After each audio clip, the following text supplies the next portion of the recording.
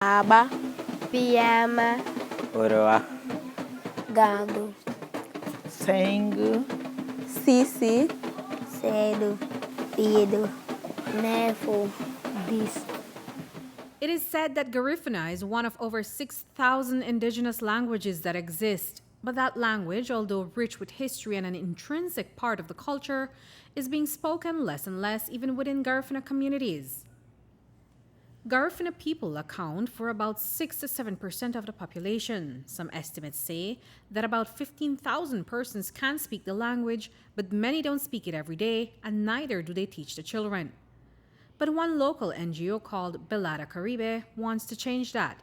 They've created this book called Garifuna Made Easy to help preserve the Garifuna language and, by extension, the culture. We've created this booklet that teaches basic Garifuna for non-speaking Garifuna, and it can also be used as a refresher.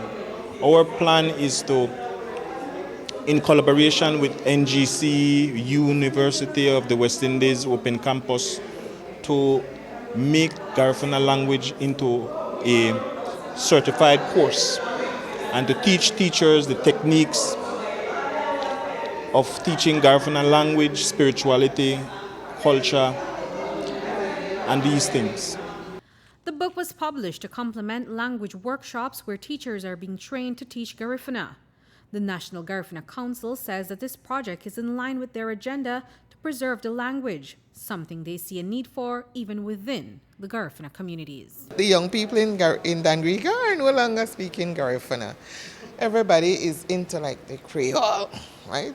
So at home, they are not speaking Garifuna to each other. So this is very good to show them the importance, and some of them are like, whoa, why didn't our mommy speak to us in Garifuna? So that a different awareness is coming from the youths, and it's very encouraging because it makes you feel like, oh, it makes you realize that they still want to learn Garifuna.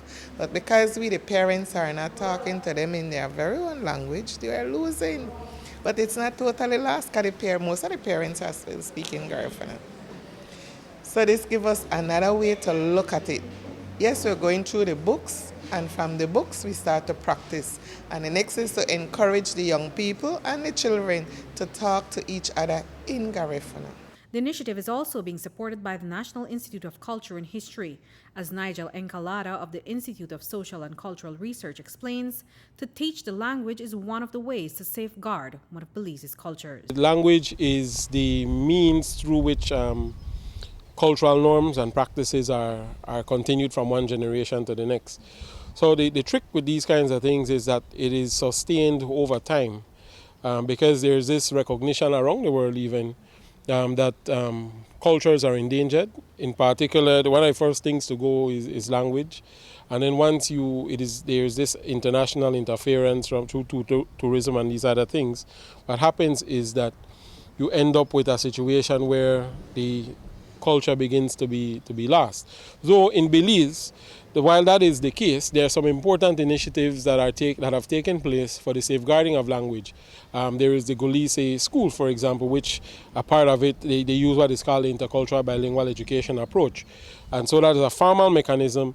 This initiative by Belada Caribe is a less formal mechanism, but it seeks to identify community stakeholders who can help with the transmission of the cultural practices through language. So it's a trainer of trainers. Apart from learning the language, the teachers are being immersed in the culture from dance to music to art. They will get a first-hand introduction to the way of life of the Garifuna people. Reporting for News 5, I'm Andrea Polanco.